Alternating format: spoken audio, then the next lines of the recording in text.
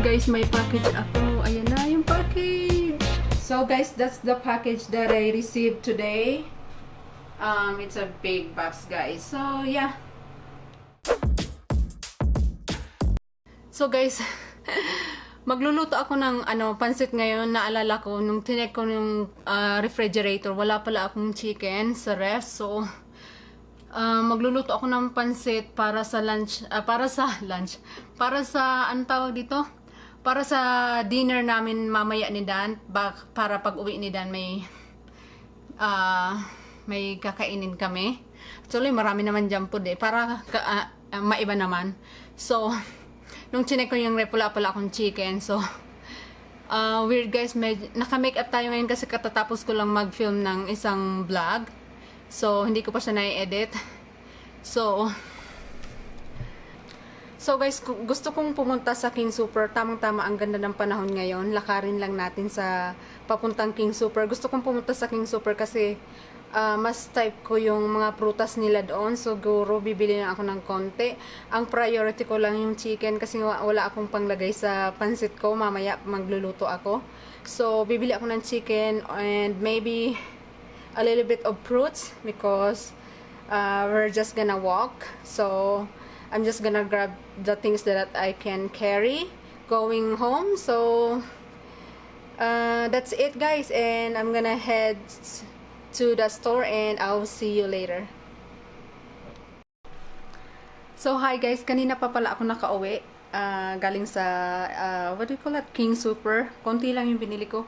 Bumili lang ako ng chicken cherry because I love cherry, and two seaweeds because Dan like seaweed. So yun guys, kanina pa ako nakauwi. Oops, I accidentally hit the faucet. So ayun, tinatamad ako ngayon, medyo nagugutom ako ng konti, kaya gumawa ako ng noodles, ramen noodles na nilagyan ko siya ng egg, and then tawag dito, nilagyan ko din siya ng Tabasco. I like eating ramen noodles with a Tabasco on it because it's like tastes good.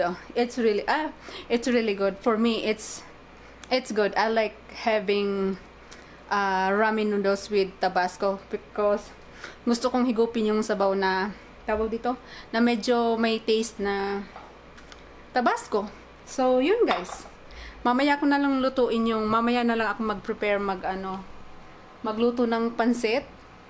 Mga siguro anong oras na lang? 7:23 na ng gabi. Siguro may mag-start akong luto ng pansit siguro mga 9 o'clock, 9:30 ganon. So pahinga muna ako ng konti. Wala tayong ginawa kundi magpahinga. Pahinga lang ako ng konti guys, and then habang nagpapahinga tayo, kakainin ko yung noodles ko na may soup na may Tabasco. Yummy, I like that.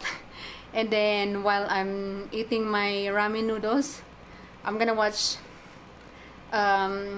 your vlog guys, and yeah, I'll see you tonight when I'm gonna go prepare for cooking my pancit.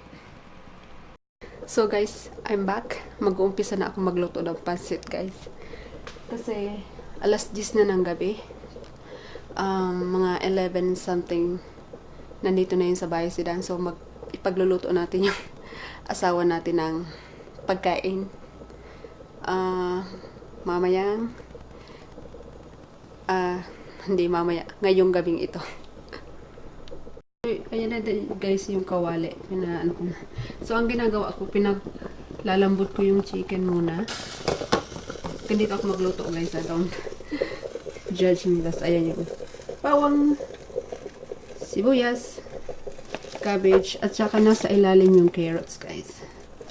Yung binibili kong carrots guys, yung tawag dito, yung binibili kong carrots guys, yung naka-slice na para makasave ako sa time, kasi matagal mag-slice ng carrots na para sa pansit. Tapos ito yung gagamitin kong toyo.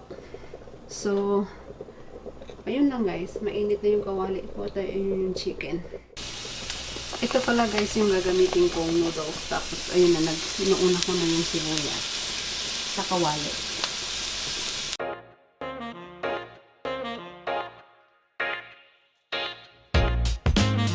ito na pala guys yung chicken. Nahiwa ko na ganyan yung kalili. Hindi naman masyadong maliitan yung hiwa. Basta. So, ang ginagawa ko, niluluto ko muna yung gulay. Ayan. Pagkatapos kung maluto yung gulay, isasalin ko siya sa container. And then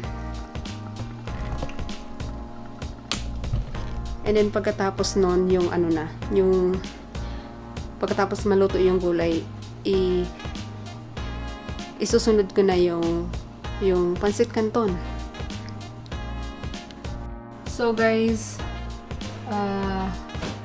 this is the pancit. I'm done cooking pancit. So that's ready to eat. Maybe a little bit later. But it's still hot. And Dan home now. He's excited to open his package though. So he's home already and he's right there. What are you doing? Just kicking the box, honey? That's how you get it where it needs to go.